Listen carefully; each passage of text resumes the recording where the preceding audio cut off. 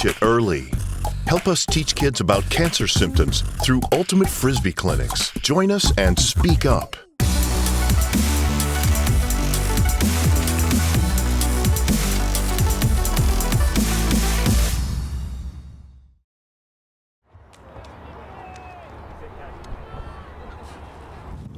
Well, good afternoon from London and welcome to this WFDF coverage of the World Ultimate and Guts Championships from University College London Sports Ground here on the edge of the capital city. You're with Tom Stiles and David Price for this game. It's Great Britain Masters versus Canada Masters in the Masters men's division. David, what are we looking forward to in this game so far? There are some very big names on this Canadian Masters team. With John Hassel, Inian Murthy, and many, many more. You're going to enjoy this game at home, folks. I'll pass over now to Tom, who's going to do the play-by-play and a goal straight away. Straight in the score for an early point for the Canadians, and they're off to a cracking start. And as David was saying, this Canadian team is packed with stars from the past. And stars from the present as well. 20% of this side, we were chatting to one of the coaches, one of the big players, John Hassel, earlier. 20% of this team still play on elite level club ultimate in Canada. So no shortage of star talent on display. And for Great Britain also, a very who's who of players that have competed at the very highest level of the sport in Great Britain for a number of years. So Canada are probably the team that are going to be favourites to take this one, and both teams will be using this to get their tournament off to a great start. Bixler into the middle. There's Rob Whitehouse there, the man with all the throws. You can see that nice sidearm Fernal. Across to Shipley. Shipley down the line to Seeley. Seeley's looking deep. No, just a short, nice pass to Webb. One of the two Webb brothers here. Backhand around, finding space to reset the disc with Fernell. Bixler. Bixler's got Seeley cutting on the far side, but not available. Uses this short shot underneath. He's looking for Fernell on the reset, not available. Managed to get reset out to Shipley. Shipley making himself available. And a great underneath disc to Bixler, who made a superb continuation cut. Nice work through the middle of the pitch. Whitehouse, Seeley just rescuing that disc from an outstretched Canadian bid. Fernell just trying to get himself loose. Nice little cut there, just make himself available. Already seeing fast, hard cuts from Great Britain to keep this disc alive. They're working hard out here. Canadians putting them under a lot of pressure. Every cut floats into open space. Great Britain on the scoreboard. Solid early point from the Great Britain O boys. No mistakes. A lot of pressure from the Canadians. 1-1. Canada there applying a lot of pressure with their person defense, but GB slogging through and making some really nice cuts to get free under over and over again. There was a bit of pressure in the middle with the reset onto to Colonel, who actually last time coming out for GB would have been playing in Sake in the final of the Open division against the USA. So this is quite a comeback for him here in London. And and just that last little throw there was a lovely break there out into the break side. Whitehouse had all the time just to make sure he was in and get the goal. It's 1-1 now here between Canada and GB.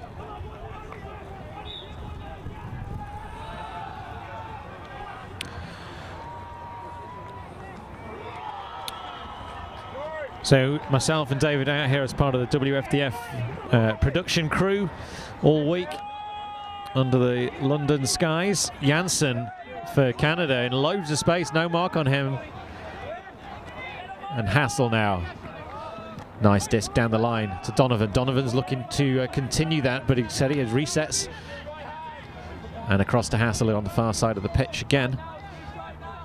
Big fake out, nice inside out disc. Just on the edge of the end zone now, Janssen. Not in, yes he was in. And hands in the air from the game advisor signals another point for Canada. So the Canadians using fast cuts and quick discs to work their way around this GB defense. No answers as yet. Yeah, it was just a couple big gainers in the middle of the field. Canada moving that disc a large amount of space down the field quickly, meaning that GB just didn't have time to get their D set. And I mean, for the start there, we had Janssen in the middle of the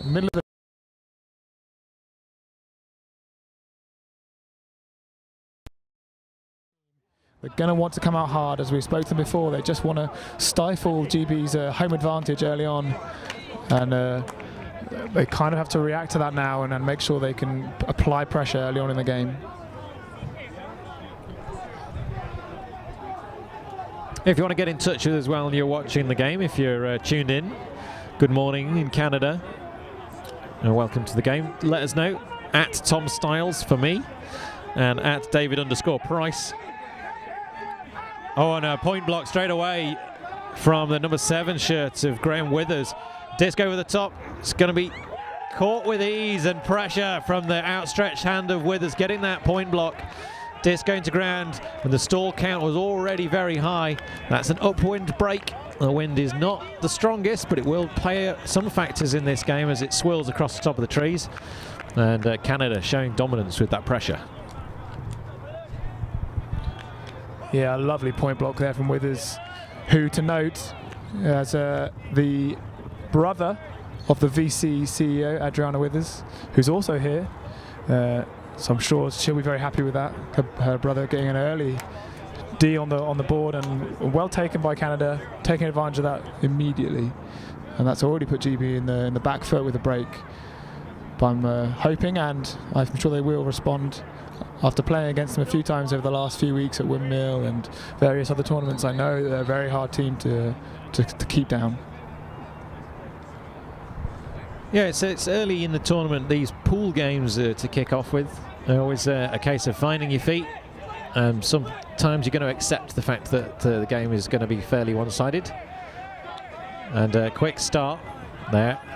You see how fast the Canadians, not really buying that fake, and the disc from Whitehouse goes to ground. Whitehouse's fakes usually get the man off the mark quickly, but there's a receiving error from the 12 shirt of Matt Hogel. Went up one hand, didn't stick it, and now a mistake going back the other way again. Whitehouse reaching back behind him to catch it, doesn't connect. There's a turnover again. There's a call on the plate. The game advisors waiting to discover what that was. No obvious call there, just a slight delay. It's Craig now. Right across this pitch, great grab, keeps it alive. Leung, a call, pick is called in the middle of the pitch. Leung having to eat up the yards to get to that disc as it drifted towards the sideline and the grass.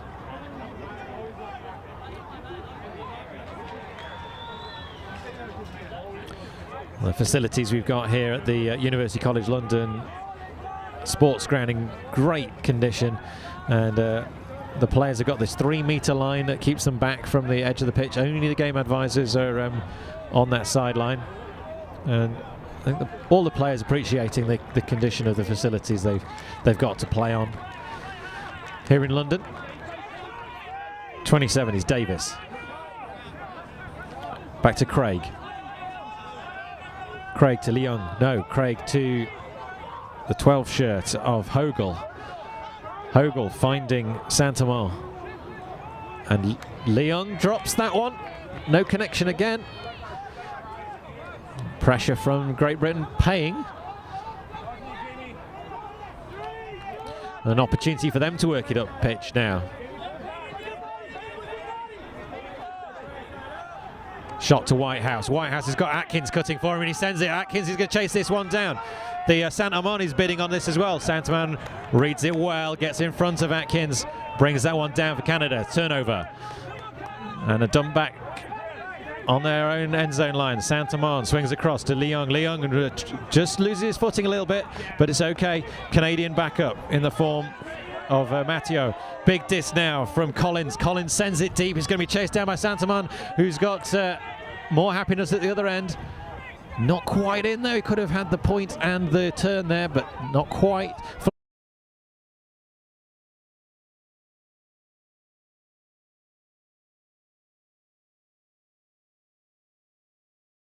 4-1, Canadians making this one look very one-sided at the start.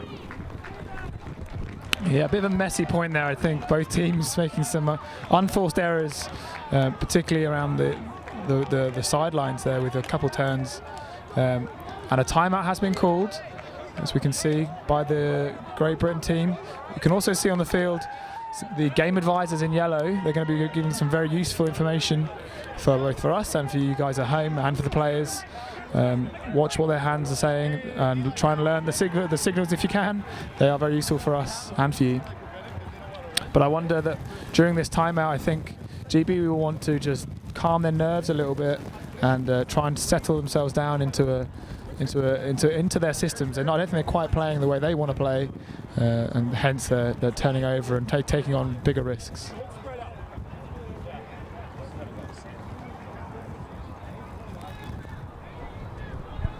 Word on the stream is we still don't have sound on this pitch. Twitter is. Someone mentioned that 5 minutes ago, so we'll see if we can resolve those problems for you. We are recording all these games to disc, so if they're not working first time up, we'll hopefully be able to re-upload them afterwards. And a lot of these games are watched in replay anyway, so regardless of where you're watching and when you're watching, I hope you're enjoying the coverage we're able to bring you from London. Myself, Tom Stiles, and David Price with you for this men's Masters division game, Great Britain and Canada. It was a beautiful morning down here in London. It's a little overcast now, breeze swirling around the trees here on one of the two show pitches in the centre of this complex of fields. 26 full-sized ultimate fields with 3 metre and 5 metre markings on both sides. It really is a quite fantastic venue for ultimate. All the players appreciating the conditions and the space that they've got to present the sport at the very highest level.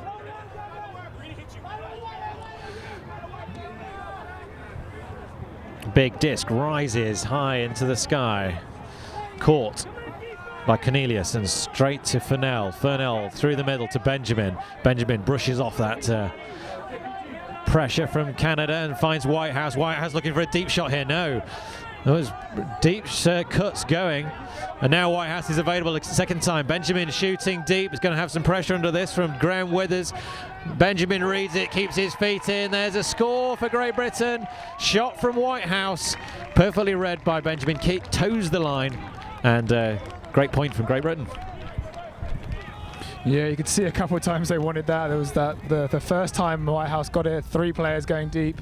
I think he was a bit worried after the previous turnover, but the second time he really fancied Benjamin, the rushing receiver from Clapham, doing a great job of towing the line there. And that's kind of the way I think GB have to start playing this game, a bit more upbeat, taking on those shots that they're much more certain of, and punching goals in like that. Get a few more of those and a few more breaks and they'll be right back in this game. Any clear indications of the sort of offense or defense we're seeing from these two teams so far, David? I haven't really been able to see anything distinct as yet. I mean, I think GB there were in more of a host stack, hence that's why they were able to isolate the deep space like they were. But on talking to Canada before we started, they said they were going to try and really mix things up, try a few different looks out before they get to the knockout stages of this tournament.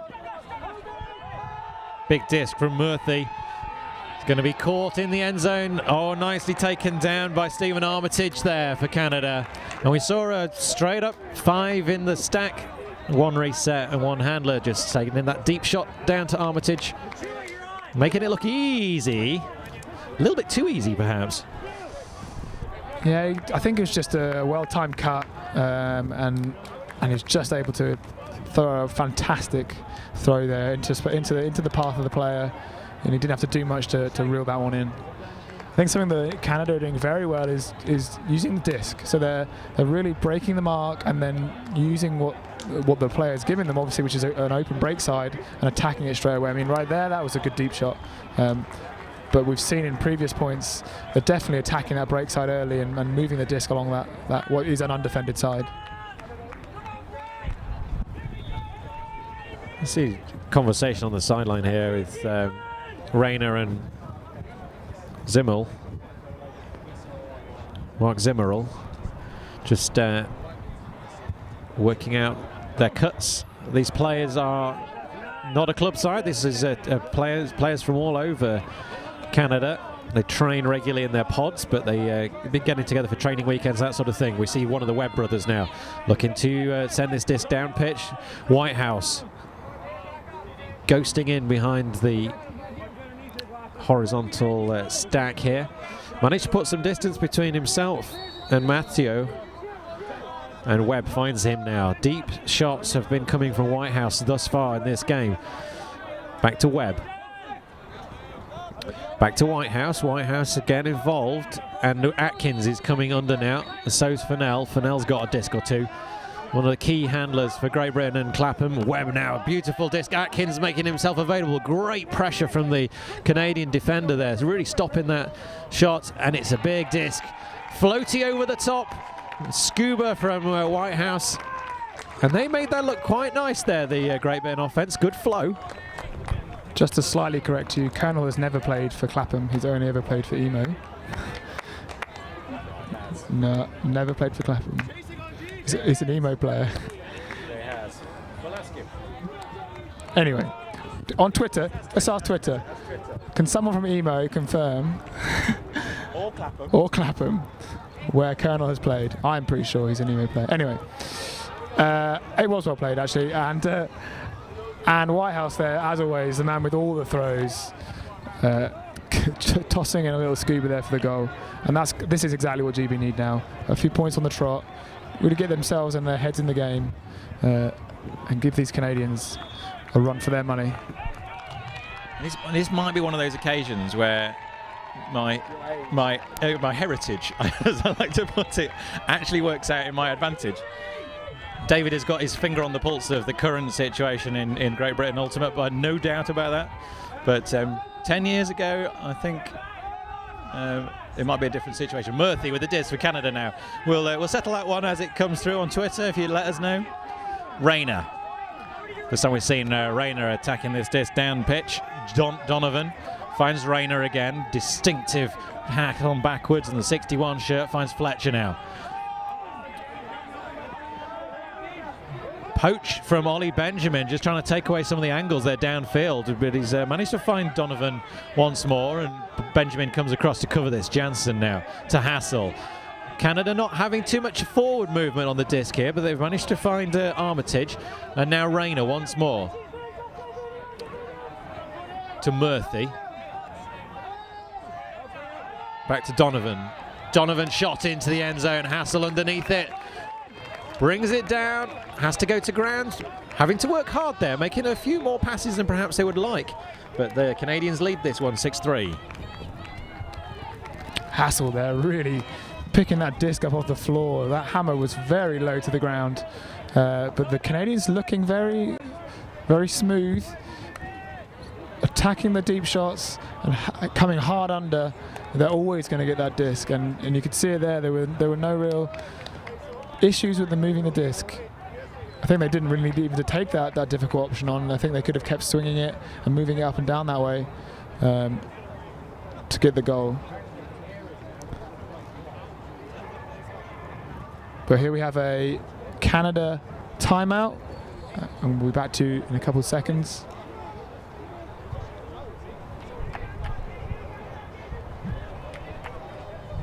So we've been having a few technical issues this morning. I guess it's a week-long tournament, and working out the kinks is part of what these early games are about. We are trying to solve the sound issue. Myself and David Price are not going to shout our way through two games, so turn up the volume on your computer if you can, or push those headphones into your ears if you're listening mobile.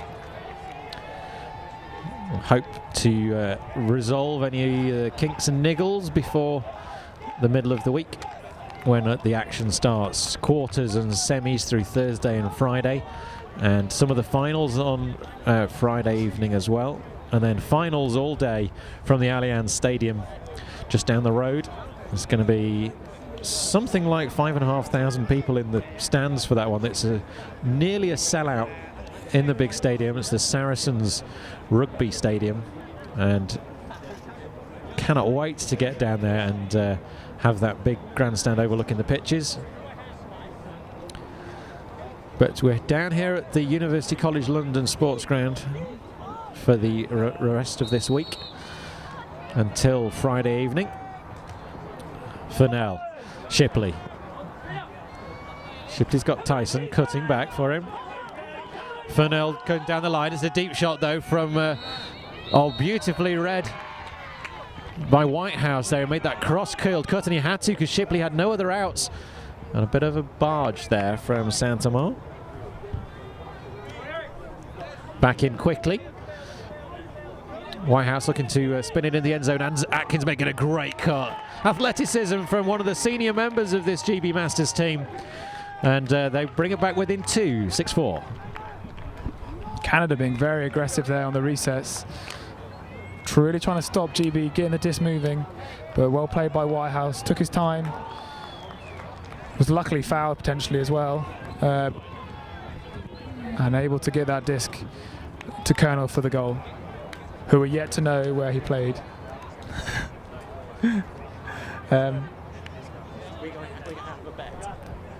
To give you some updates from the fields here, GB Open have played and beaten South Africa 15-4.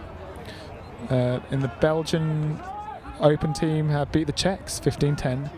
If you've seen some of the other games, you saw that Canada women beat GB women 15-8, I believe. And on this field earlier on, we had Japan women versus New Zealand. That was 15-10. But back here with GB Men's Masters against Canada Men's Masters. Canada on offense.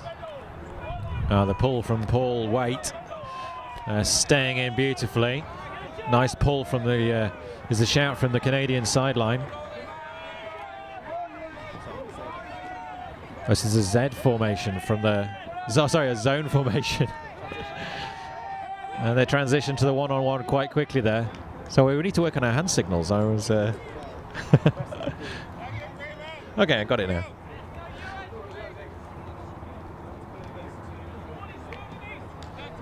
Onto the one-on-one reset to Jansen. Jansen looking, found Zimmerl on this near side.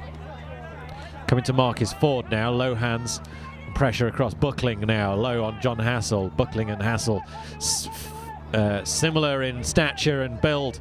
Zimmerl down the line, nice disc. It's going to be Armitage chasing down there. Stephen Armitage reeling it in. That disc from Zimmerl, perfectly weighted into the corner of the pitch beyond the defender. And Canada re-established that 3-point margin, 7-4. Yeah, again, the Canadians showing their class with nice swings across the pitch and taking on that break at every opportunity they can. I mean, that throw there, just put into space beautifully for the receiver to go and get into the back corner, making it look pretty easy from the Canadians.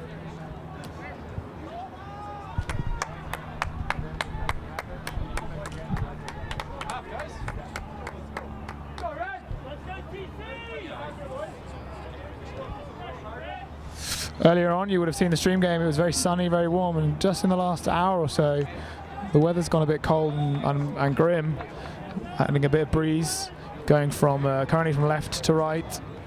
I don't think they'll give the players of this standard much to worry about, but definitely later on in the tournament, if the weather becomes what we expect in this country, could make for some very interesting games.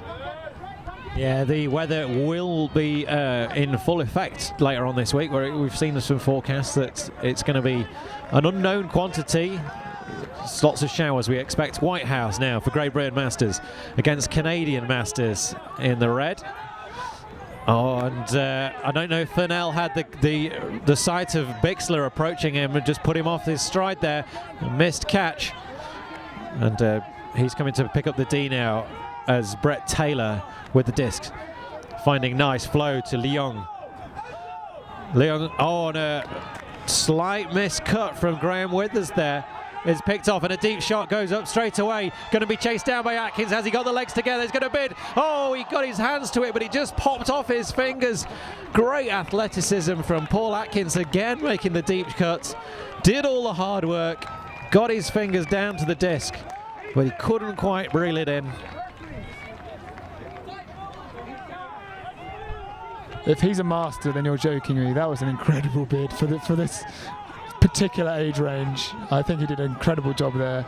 I remember playing against him at Fog Lane thinking he's surprisingly quick for someone who's meant to be over 33. And a foul called. Yeah, no, Paul Atkins is well over 33. I think he might be older than I am.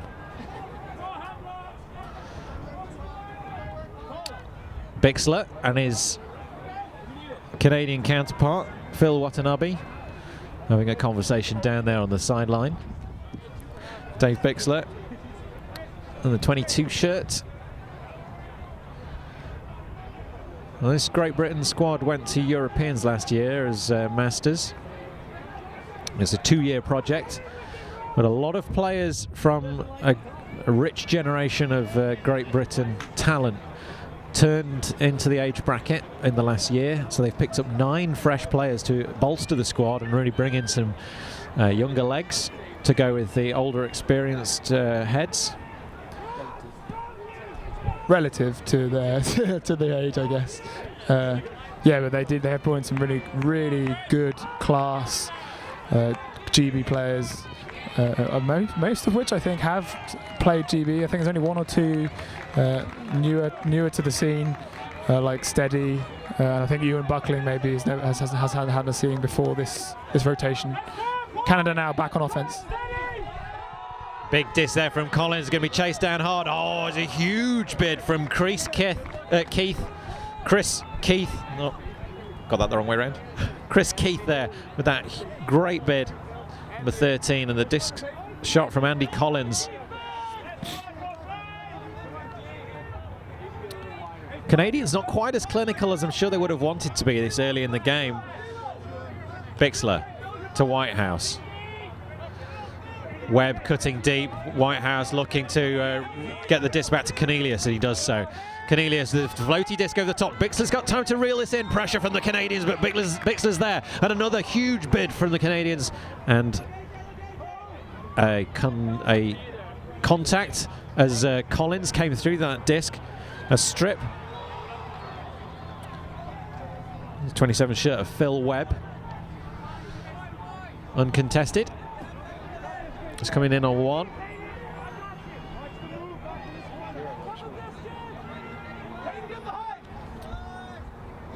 Back to Bixler. Bixler to Fennell. Low disc to Steady. Steady's gonna. That's up. And well read by Whitehouse. Catches ahead of Sean Chow and brings that one in. Great Britain, a solid approach to this half-time, just preventing Canada from taking the half. Yeah, you could see Canada really wanted that. A couple bids there on that far sideline. They really wanted to get that disc back after the Huck turnover. But GB did a good job fighting for that disc in the air, and a nice little height mismatch between Rob Whitehouse and Chow meant that Whitehouse could rip that out of the air from the Canadians. Great early performance from Whitehouse in this game. We always known he's got the throws and a full bag of tricks in there, but he's managed to keep that under control. We've only seen 1 scuba from him so far, but his legs have been impressive. He's got a lot of speed, and he's managed to open up some gaps between his himself and his defenders. Made himself available when needed.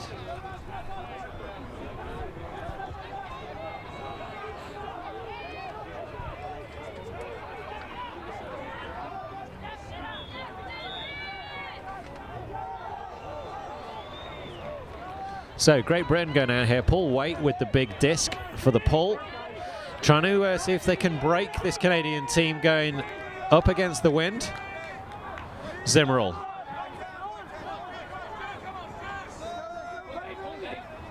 Nicely brought down by Armitage. Armitage into the middle to Murphy. Murphy out to Donovan. Zimmerl cutting back. No, that's not going to be available. to Janssen, to Zimmerl now, being pushed back, and Zimmerl doesn't connect with that disc properly. McLaughlin runs over the top of it. Povey's approaching now, picks up quickly, looking for a deep shot. No, he has sent it. McLaughlin comes back, grabs. Brilliant take from McLaughlin as he goes to ground, floats into space. It's going to be a big bid from Berry. Oh, he gets his fingertips to it. Water break. That would have been asking a lot from his receiver there. Dan Berry not able to get down to it after McLaughlin had really rescued everything from the ground. Inches away from a great upwind score for Great Britain. Would have broken Canadian hearts, but Zimmerl out to, and we see Hassel going deep downfield.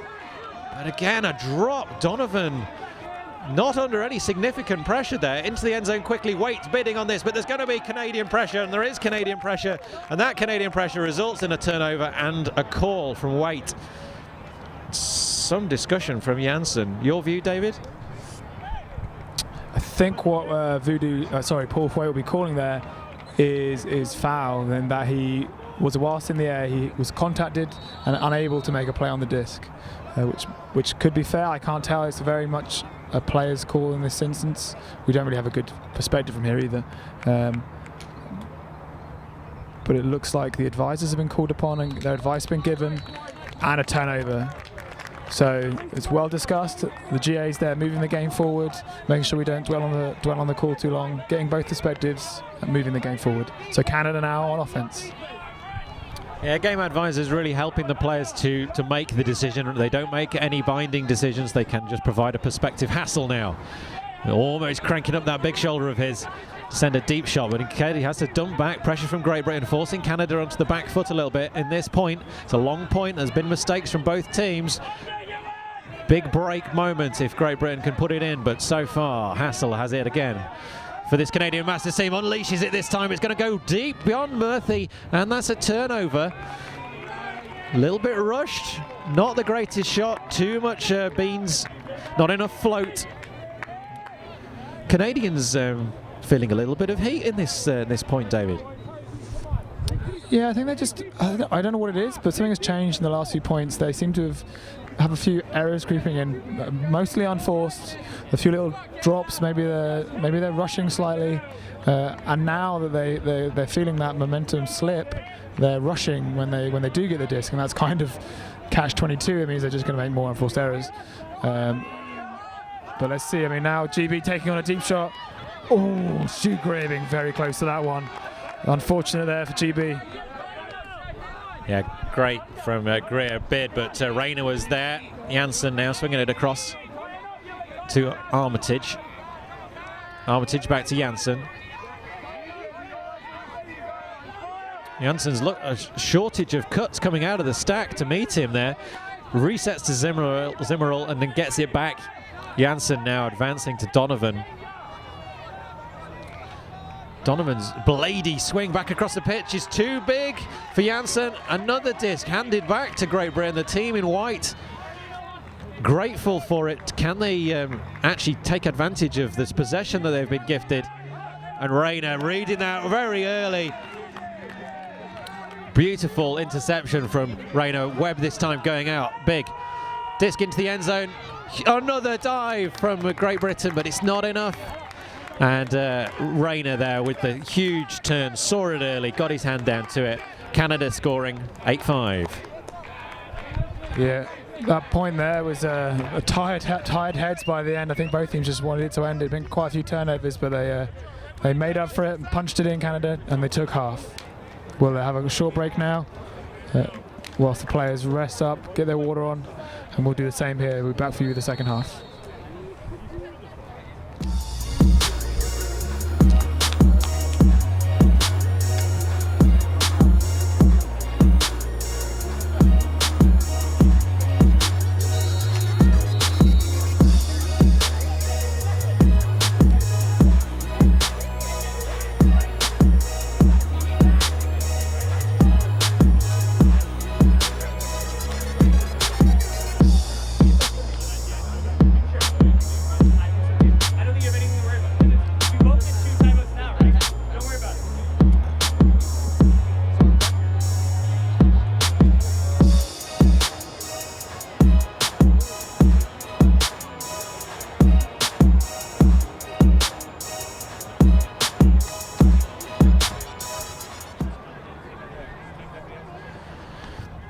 Welcome back for the second half of this men's Masters Division game.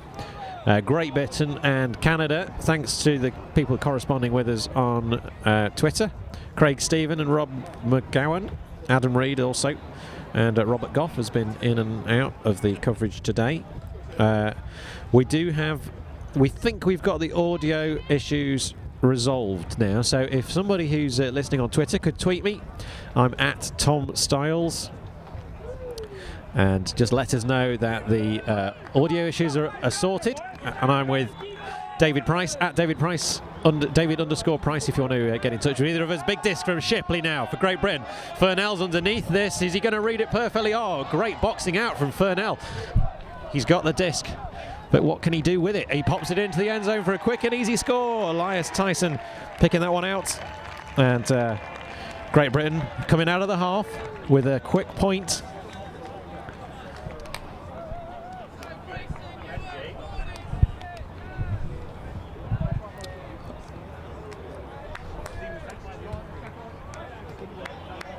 Yeah, a lovely little goal there from Colonel. Very well read, under a lot of pressure from the Canadian defender. And GB coming out a bit stronger in this half. Now 8-7. Just getting the scoreboard fixed here. It looks like it is 8 for Canada and 6 for GB. There we go, 8-6. We've got ourselves a game right here, David. Great Britain absolutely firing. Canadians misfiring a little bit, I think it's fair to say. Thanks Adam and Rob for confirming audio is all now sorted. Appreciate that. And Scott Armitage for getting in touch as well. Call pick in the middle of the field. Canadians setting up split stack, one reset, 3 on one side, 2 on the other. Rayner with the disc on 61. And deep shot going to go, no, coming underneath. And Hassel dropping it, putting it to the ground. Canadians making error after error. Grayson, quick start to Ford. Ford goes to ground, makes sure of it. Looking for a shot down the line. Berry's not there. Grayson now cutting again. Reset to Greer. Greer looking to Buckling on the far side. Great disc from Greer. Finds Buckling. Floats to Benjamin. The Clapham man with all the experience to Greer. Another London player. Back to Grayson. Grayson with Hassel. Hassel giving Grayson Hassel. See what we did there. Grayson with the disc again. Jumping all over him. Looking for fake.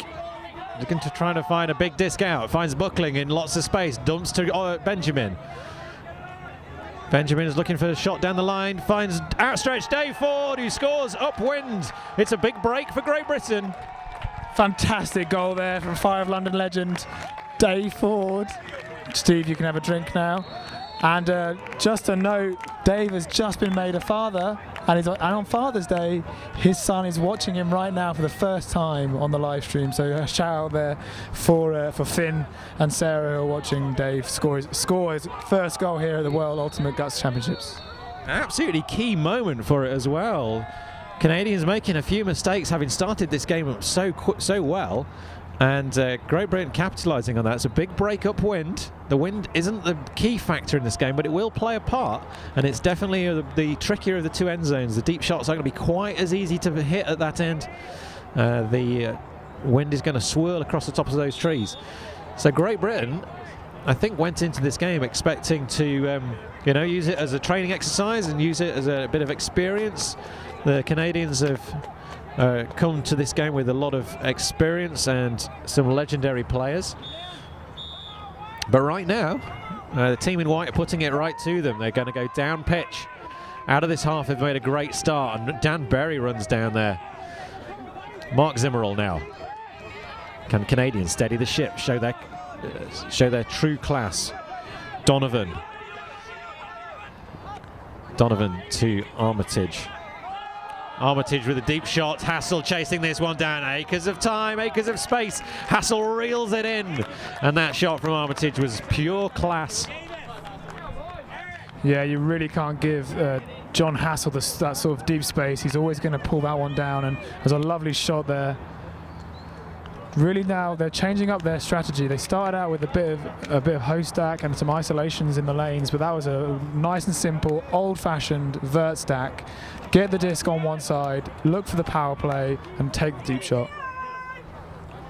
Well, the key thing that Canadians really need to do to take this game away from Great Britain is just cut out the unforced errors. That's been the story of the middle of this game. They started clinically, and they've had a really shaky period. If they can tidy up and get back to the clinical start, then Great Britain are really not going to compete. But while they're making mistakes, Great Britain are pulling out all the stops, and they're really taking it to the Canadians. Big disc from Andy Collins there, sending it deep down the pitch. Shipley underneath this one. Is he going to watch it drift out? No, he catches. Brave catch. Bixler back to Shipley. Zones come. Collins chasing. Big figure of the 27 shirt of Davis on the mark now. Down the pitch. Manages to find Webb for the reset. And Bixler in the middle of the cup. It's going to be a matter of time before the zone collapses. Second time of asking. Webb clears up his own garbage after fumbling the first disc. Back to Bixler again. Bixler has got options to swing it, but he finds Atkins. Atkins is going to find steady. Oh, and manages to keep that alive. Phil Webb reeling it in. It was a foul by Saint-Amand as he ran through Webb. Webb had a couple of grabs at it and brought it back in. Not entirely sure if stoppage of play was necessary, but everyone has stopped, so it's going to require a reset. Steady. Across to Shipley.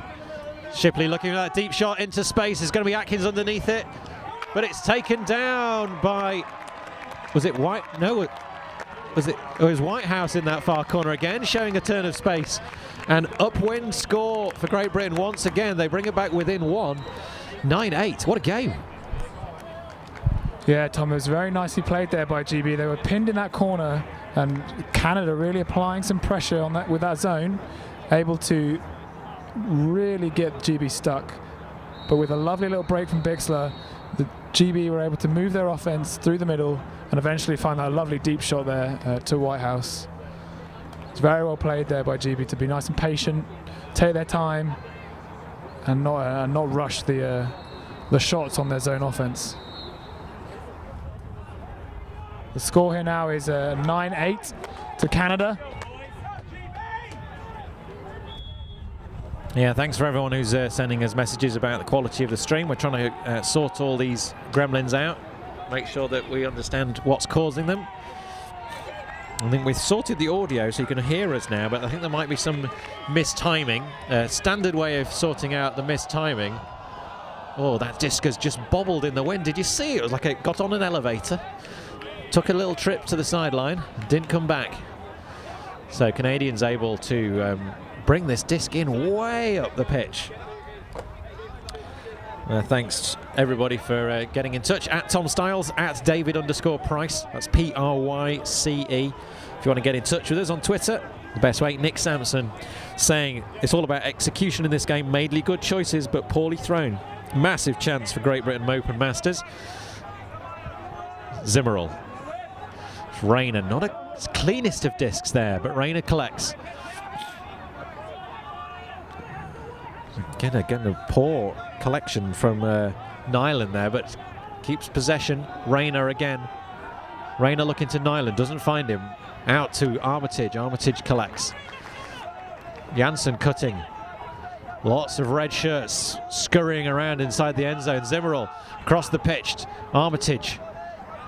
Quick feet, low, good blocking from Webb, but he manages to get it across the pitch. Rayner in the end zone in acres of space. Good patience from the Canadians there. They swung it around, dump and swing. Textbook stuff, keeping the disc alive, and they've got a 2-point lead again, 10-8. It's actually some nice defense there from GB. You could just see them having a look over their shoulder, making sure that before they got the force on, that there was no one there. And if there was, they were able to cover them very quickly. But unfortunately, the Canadian offense took its time and struck just the right moment on that break side, just at the end there. Score now 10-8 to Canada. It's far from over here at the World Ultimate WUGC Championships 2016 here in London.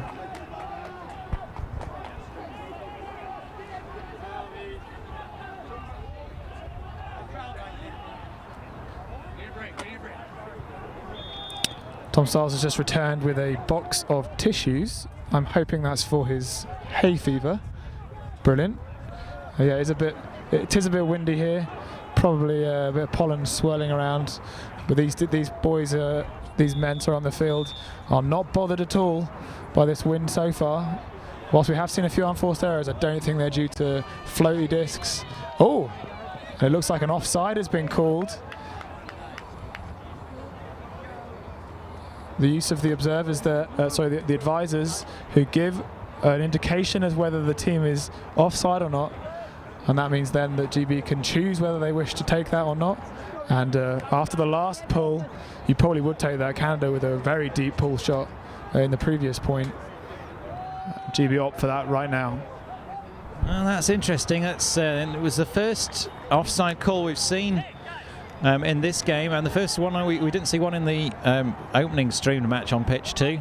It's one myself and David Price. Well, I was here on the first pitch. You were on pitch 1 in the first game. And Sarah Gibbons has sent us a message saying thanks to David Price for the shout out. Watching at home, we're with Baby Ford, replete with Great Britain colours.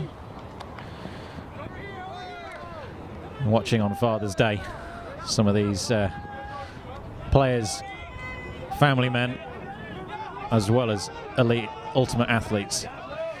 High stall count for Phil Webb, but he manages to find Whitehouse. Again threatens that deep shot and then swings it back to Cornelius. Cornelius finding Whitehouse at the line. Lovely flow and a great, huge takedown.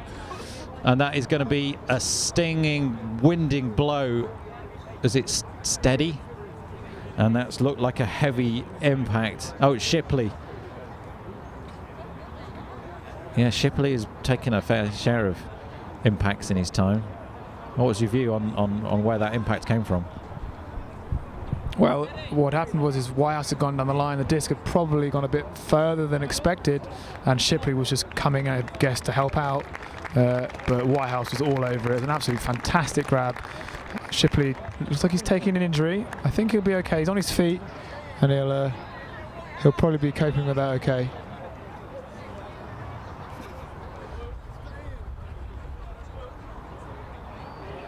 And there is a bit of a discussion ongoing on the field, though.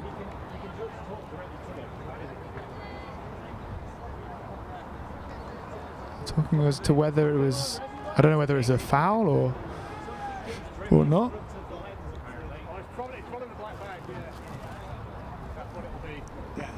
For viewers at home, we hear there's something drifting in front of the camera. We're just fixing that up right now. But back on the field, I'm not so sure what this discussion is about. The advisors are around there, given their advice. And Shipley is still on, in fact, which I thought he'd call injury, but fair enough. And Whitehouse on the disc.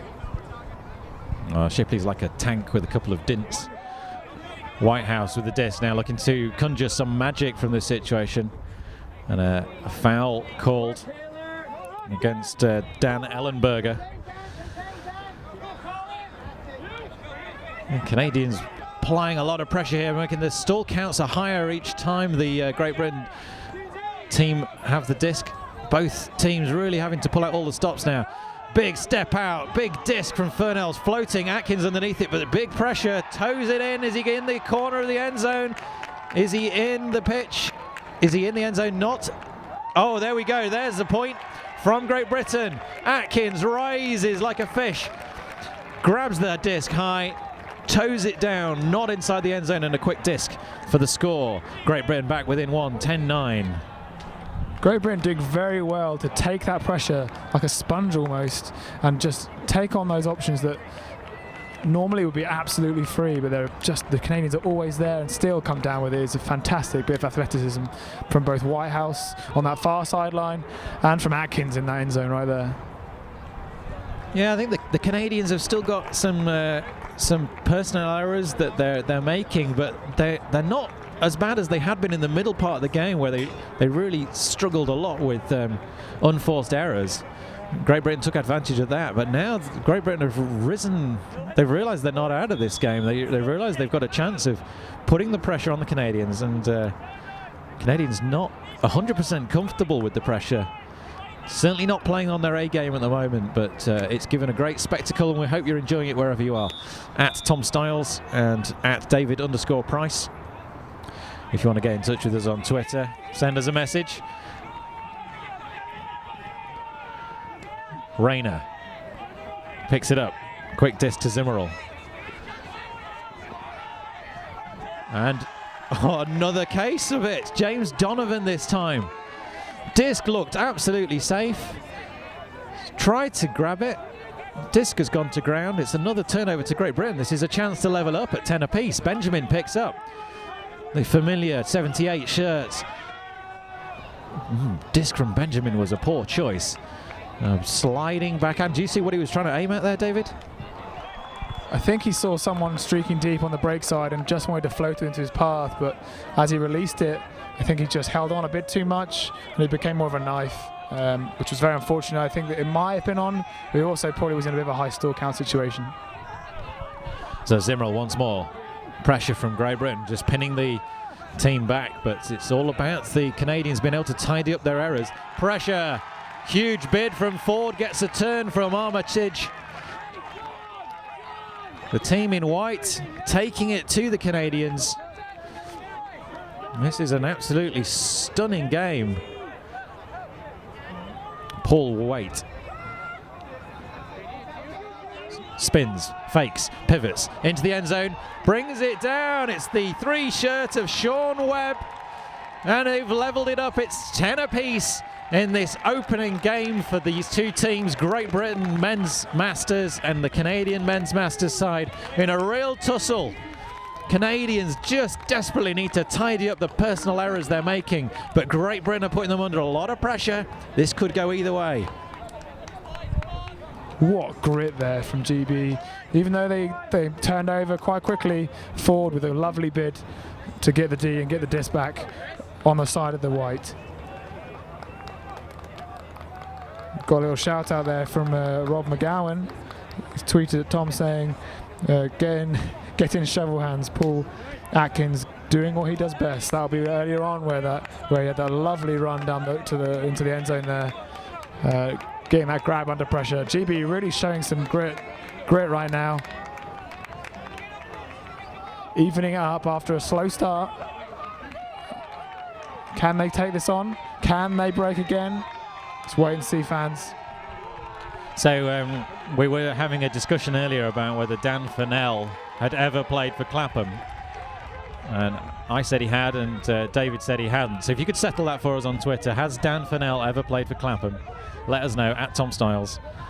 And we'll report back later. Hassel now for Canada. Over on that far sideline, the wind is blustering around a little bit. Janssen finds it safely to Armitage now. Armitage making passes forward to Zimmerl again. Cuts from Janssen down that line, and a little slip from Sean Webb, and a pick called. Janssen in a little bit too much space. He is right there. You could just ask him if he's ever played for Clapham. We don't want to disturb his concentration, do we? Zimmerl now to Janssen. Sean Webb trying to keep up with him. Janssen looking for a reset. Back to Zimmerl again. 2 Canadian handlers are being pushed back a little bit here. Lovely disc from Janssen there. Floats across the pitch to Armitage. These 3 main players now finding Fletcher. And Hassel coming further under, further deep. And it's a foul call. Uncontested. Disc in. Fletcher, wobbly disc to Hassel, but it makes their Hassel looking to that shot down into the end zone, but the Canadians don't have much free space down there. Big disc floats in front of Zimmerl, but he collects it and sends the disc, toes the line, and a conversation to be had. And it's a goal. It's a goal to Canada. They've extended their lead. 11-10, but not looking comfortable. Still under a lot of pressure from Great Britain. Yeah, what Great Britain did well there was that they really want to stop the Canadians attacking on their resets. So what's happening a lot is that Canada will dish a disc and move it instantaneously down the line to strike and get the power position. But what they did well there was you could see Webb just sitting off his handler as soon as he threw it so that he could stop him rushing through and taking on that space. So they had to go backwards. And that's what happened once or twice there in the middle of the field. Canada had to move their reset backwards. And eventually, yeah, they did break, but that meant they lost momentum. Their stack was then further away from the disc, and all the cutting became harder upfield. So it's actually quite well played, cleverly played by the GB defenders. And you just want to keep these players out on the field longer and longer every time, so they get more and more tired, and their O-line will then make more and more mistakes, even though, yes, they have been making many mistakes already. I think we've just had a shout-out on Twitter from Kevin Lim watching in the island of Penang. Sorry, Vivian Ling. They're supporting Jamie Craig, number 15, on the Canadian team. Let's see if he can show us what he's made of. He's now on the force now against GB. Disc to Whitehouse. Whitehouse looking to shoot downfield as he has done every time. Score on 8 on a reset to Cornelius is nice. Big disc across, that's going to be high. Atkins can read it and reaches it. Little float back across the middle of the pitch to Furnell.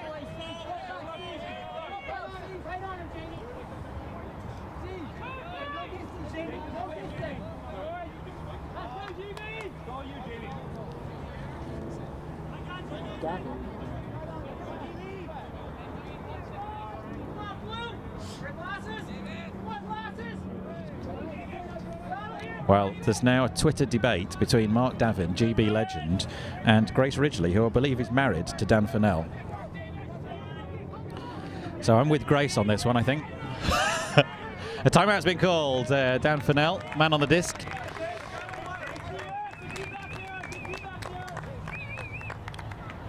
And the two players settling this one. Well, we're in a real tussle of a game here in Great Britain. Masters versus Canadian Masters out here on pitch number 2, one of the 2 show pitches that we're streaming for you all week here on the WFDF coverage. Myself, Tom Stiles and David Price with you for this opening Masters game. And we have been treated so far to a real intense battle between 2 teams wanting to get their campaign off to a start that they can be proud of.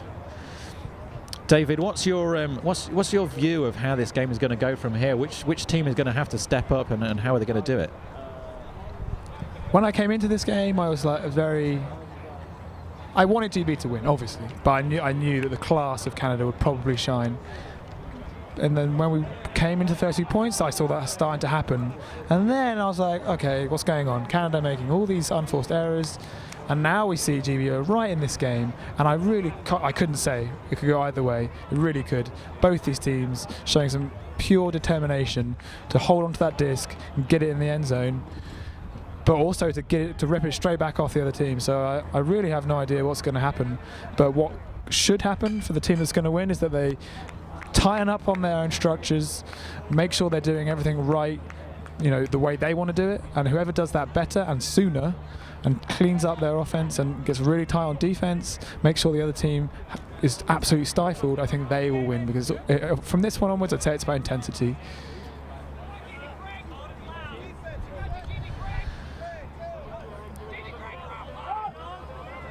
Oh, great low grab from Cornelius. Keeping it up, back to Furnell. Furnell looking for that 1-2, but he doesn't manage to take it. Reset now across to Phil Webb. Cutting from Furnell again. They're being forced back here by hard Canadian pressure. High reach from Bixler, but there's been a pick called. And that's going to go back. It was the first time we've really seen aggressive Canadian defense forcing these 3 handlers back. And there is a Twitter campaign to try and disrupt the commentary by persuading us that Furnell and Cornelius are the same player in different shirts. but we know them well enough to just avoid that one. Thanks. Fennell now. And there's a call still down the pitch. Pick has been called. We've got our game advisors on the pitch. Liam Kelly with the beard in the middle of the pitch, just making sure that all the players can hear what's going on and see what's going on. If you want to know more about the game advisor system, there's a lot of information on the WFDF website. Fennell now. Atkins cutting. Deep shot available through Whitehouse if he wants it. Cornelius looking. Now he's found Whitehouse on that far side. Webb going deep. Going to be pressure underneath this. Is going to be hanging in the air for too long, surely. Steady reads it. Bid from 2 Canadian players. A lot of shoulder movement there. And a call from Steady. There was a bit of unhappiness there from Matthew Stead, a.k.a. Steady. Not happy with the... I think this is one of the differences between the way some of the North American sides play. Is that level of physical contact which is deemed acceptable in these sort of close end zone tussles.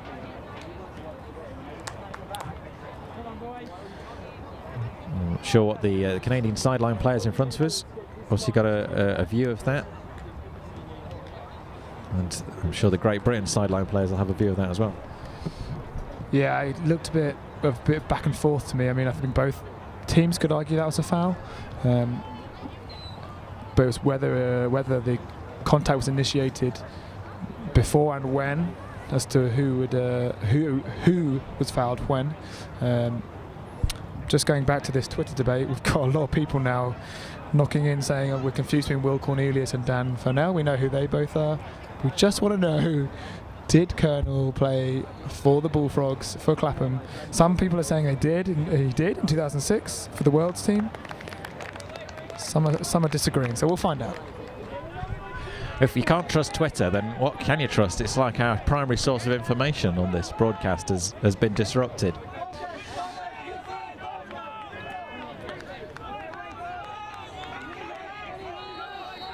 If someone could get in touch with Pete Harvey and get him to let us know, that would be great. Anyway, Canadians, middle of the end zone, moving it sweetly across the back there. Nice poke through the middle to find 27 shirt of Davis.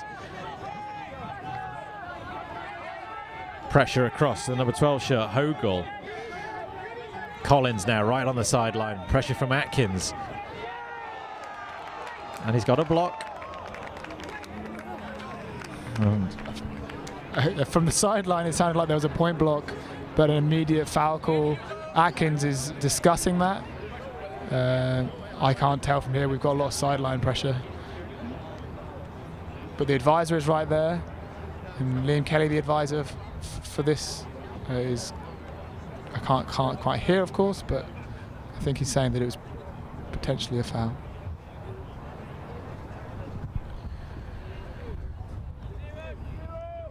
So it's uncontested. Collins now at the disc.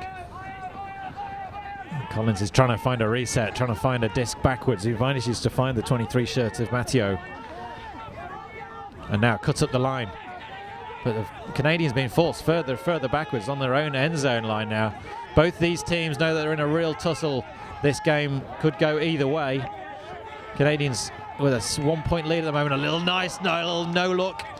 Manages to get ahead of the outstretched, laid out Rob Whitehouse.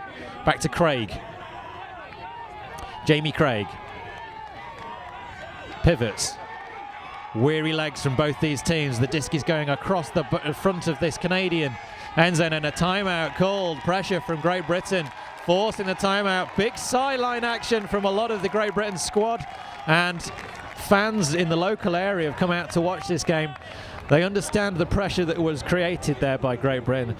Canadians with no option really other than to call that timeout, regroup, restructure, and find a way through this British defence. We've happened across one of the best Masters games I think I've seen in a while. One of the best games of Ultimate. It's tense. There's enough action on the pitch. There's mistakes. There's pressure. This is brilliant stuff. And we hope you're enjoying it wherever you are. Myself, Tom Stiles, and David Price bringing you all the action from here in London. the WFDF stream here all week. And David, apart from this brilliant game that we're watching, what else are you looking forward to seeing this week here at the World Ultimate and Guts Championships? I think there are a few things I'm looking forward to. Obviously, I want to see this all-star USA men's team. Sadly, we don't know if Bo's playing yet, as he's been injured. But that will be interesting to see if he actually does play, as well as all the other well-known names, Jimmy Mickle, Goose Helton, etc., etc., etc. Put name, put number. That'll be really exciting. And for me, it's also some of the newer teams that we have never seen play before, the likes of Korea, India women, India having, for the first time entering into the three main divisions as well as men's masters. Sadly, the Congo haven't been able to arrive yet, but I think they are going to turn up at the end of the week, and that'd be great to see those guys playing as well. So it's just, seeing all these players and teams that we've never experienced before. That'll be exciting. We've got Felix now from behind us saying that potentially Colonel did play, but we're back in with Canada on offense. 15 short of Craig. And it's a take just in front of Rob White. Disc going across to Matteo. And a call on the play. Was it a travel? Or a foul call? Rob Whitehouse and Eric Saint-Amand having a quick conversation about the outcome. And the disc is going to go back to Saint-Amand. Coming in on 6, and this is quite a high stall pressure situation, but he manages to safely get it across to Craig and then outlet the pressure to Matteo into the middle to Collins. Collins has got options ahead of him, manages to find Saint-Amand again, who's in a lot of space all of a sudden. No mark on him. Rob Whitehouse coming back to eventually cover that duty, but Matteo's here now.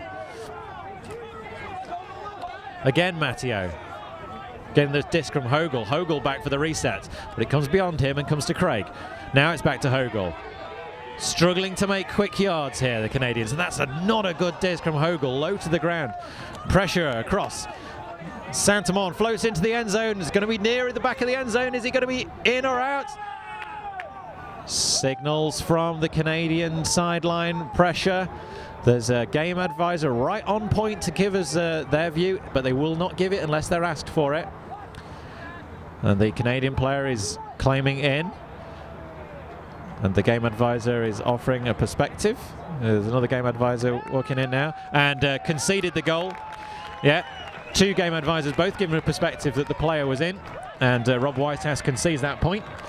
12-10, a really important break. Upwind for Canada. And they've re-established themselves in this one. That could have gone either way. Huge, huge point in this men's Masters opener between Canada and Great Britain.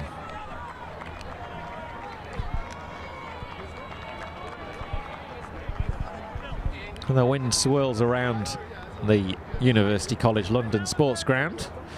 We started with a beautiful morning, sun shining, and the flags during the opening ceremony parade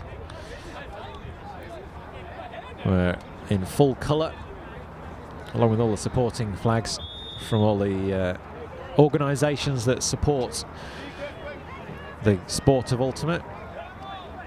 We have about 2,500 stadium seats around the 2 pitches here at the sports ground, plus a lot of standing room further out. We now see a big disc into the end zone. Shipley catches, dishes to Bixler. Bixler managing to advance to Fennell via Cornelius.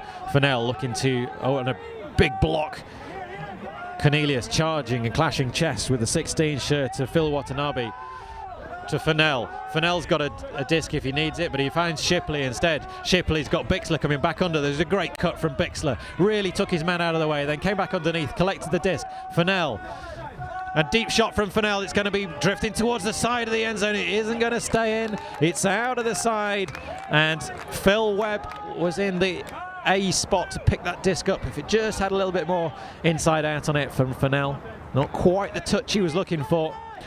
Canadians back in the boss seat with an opportunity to take this back to a 3-point lead. They lead this one 12-10. Can they overcome the personal mistakes and unforced errors that characterised the middle part of their game. Can they get themselves back into a commanding position? Leung finds Yonki.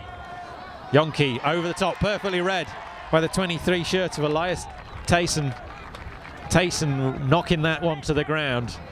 A few tired looking legs there from both these sides now. It's been a long, tough, grinding game of ultimate. Very few stoppages considering the intensity both these teams have been playing with. Into the end zone, Phil Webb this time again. The Fennell and Webb combination hooks it together. Great Britain back within one, 12-11 they lead.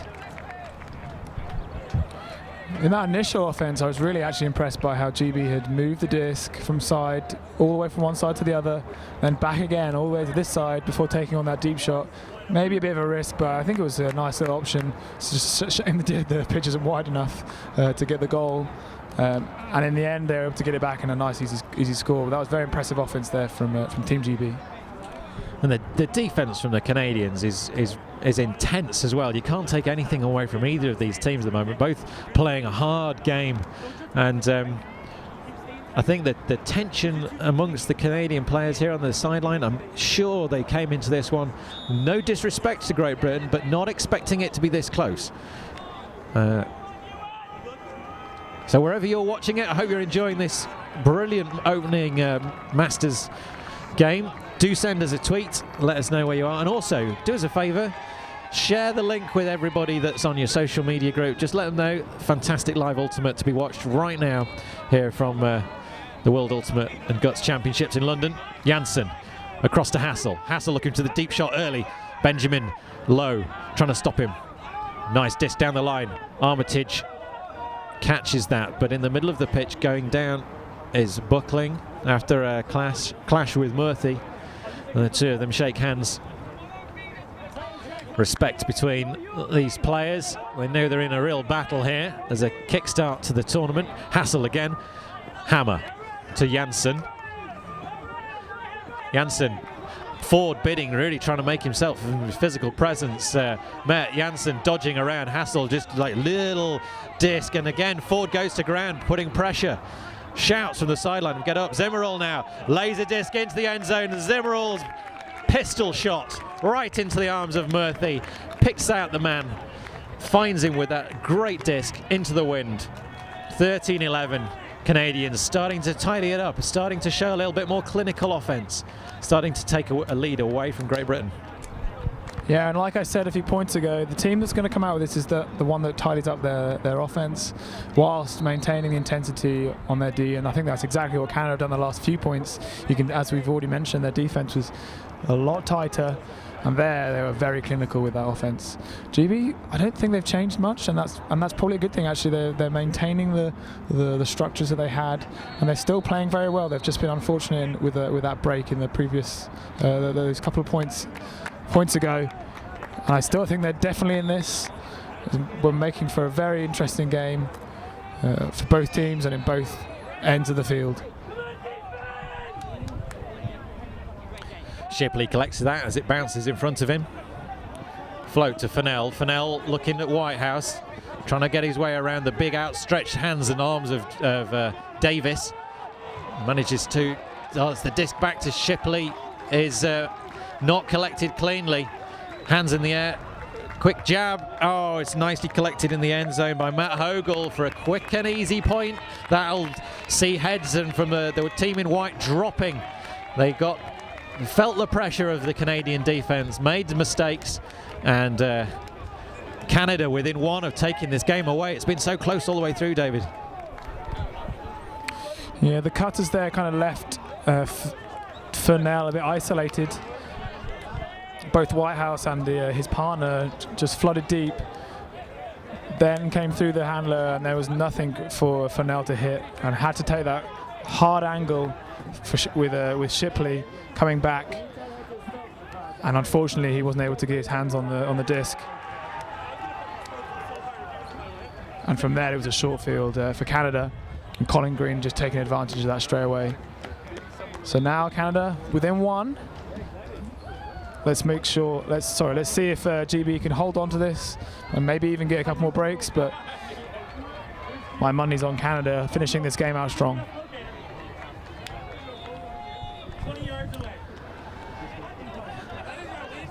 Big pull from Canada, lands safely in the hands of Rick Shipley to Bixler.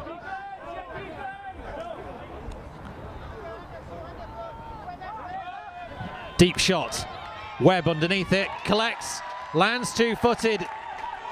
Great Britain not going to go down without a fight here. Great shot down to Phil Webb running into it. We've got a few tweets here from various people, most of which are just jokes, but I'll give for information purposes, Dave Seeley's actually a bit injured at the moment, so sorry Emily. He'll be back. He's not playing this game. Yes, Hong Kong GB is on, I think, next. And apologies to Jeff Rathburn for us saying Janssen. It is in fact Janssen. We'll sort that out. Nice to see everyone enjoying the stream at home though. That was a very nice bit of play there from GB. Well worked. Scoring quickly and easily, making the score 14-12. Now's the time they really need to get their D-line on, really pressurise the Canadians into giving them the disc, and they've done it already in this game, so they can do it again. And here we go, Taysom with the pull. Disc floats towards the sideline, Janssen with it now.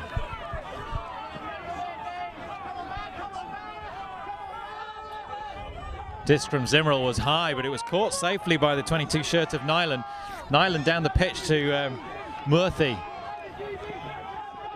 Murthy to Hassel. Back to Murthy again. The disc across the head of Murthy, brushes the underside of it. That's got some fingernail marks on the bottom of that disc. But it's a turnover. Great Britain again. I'm not sure if that was a forced mistake or just nerves. Not connecting. Grayson over the top, pressure as Povey catches that from Zimmerl. Sends a big deep shot. McLaughlin underneath this, grabs, takes it down, goes to ground himself. Across the pitch to Greer. McLaughlin with the score. Great Britain with the turn and burn, putting the pressure right back on the Canadians. 14-13, that's 2 on the spin for the team in white. And we are right back into a fantastic game here. Canadians still within 1 of taking this opening game. And their call is coming out. The Canadians shortening the line here a little bit. What an absolute ding-dong we've got going here, Tom. I love that shot there from McLaughlin. I'm surprised he didn't get a cramp actually with that run he made. But lovely catch, took his time. Nice little inside out to Stu Greer. And there's not much more you can say about that. Just a lovely bit of taking advantage of exactly what the Canadians give. And talking about that turn, you mentioned you weren't sure what it was. I think it was just a missed throw. Like Hassel just rushed it a little bit, trying probably to throw and go a bit too easily, and the disc just floated over his head, and Murthy just couldn't get it on the second bid.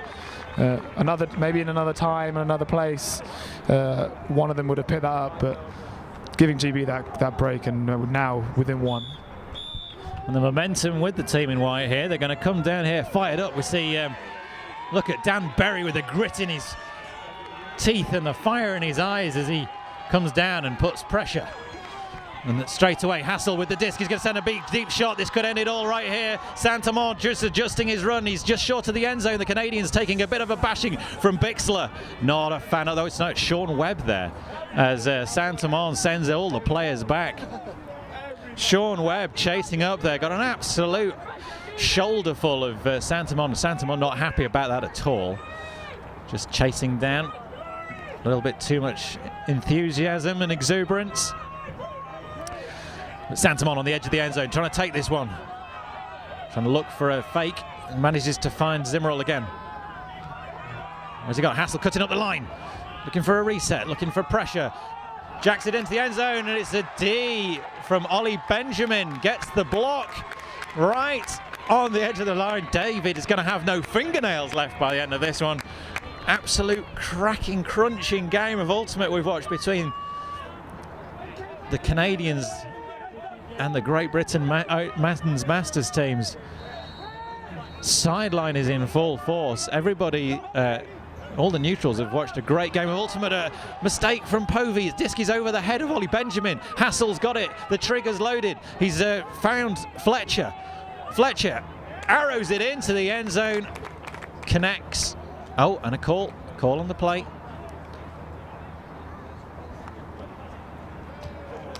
And there we have it. Ladies and gentlemen, we have seen an absolutely fantastic game of Ultimate here between these two men's Masters sides. Canada are eventually victorious by 2 points, 15-13. But it's been a real battle of will, of skill, and of a lot of unforced errors. David, what a spectacle we've seen.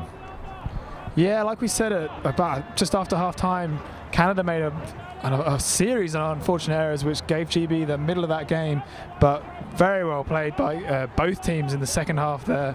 I think there are maybe very few errors actually to give away any breaks or turns, but some very athletic plays from supposedly the men's Masters division. I felt like I was watching an open team from a couple of years ago, so I thoroughly enjoyed that game, and I hope you guys did at home. Do get in contact with us with where you're watching from and and how you think it's going. I think next up will be, let me check the schedule right here, will be Hong Kong mixed, GB mixed on field 1, and then New Zealand versus Finland mixed on this field.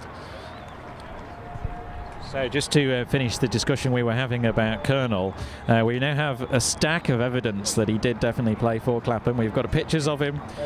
We've got his wife has actually posted a picture of his Clapham shirt with his number on the back. So I win. Okay, so just thanks very much for getting in touch with us. Pitchler, McGowan, Tom Candlin, and David Hall-Ballister, and Emily. We appreciate all the comments. You've got Kirsty Webb getting in touch as well. It's a pleasure to be able to bring such quality Ultimate to you, and wherever you are, I hope you've been enjoying it. Do let your friends, your colleagues, your Ultimate playing buddies know about the stream. They might not have heard about it. They might not know that we're broadcasting from London all this week, the World Flying Disc Federation World Ultimate and Guts Championships here from University College London. So until the next live streamed game, which will be Great Britain versus Hong Kong in the mixed division, this is Tom Stiles and David Price saying good afternoon, and we'll see you again soon.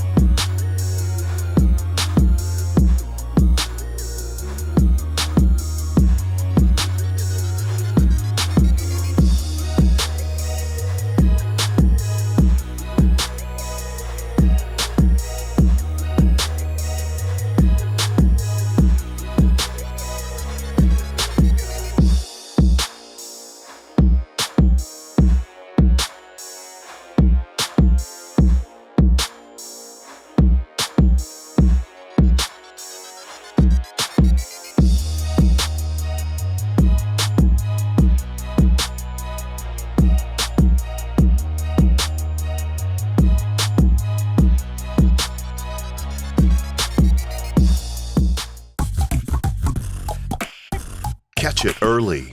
Help us teach kids about cancer symptoms through Ultimate Frisbee clinics. Join us and speak up.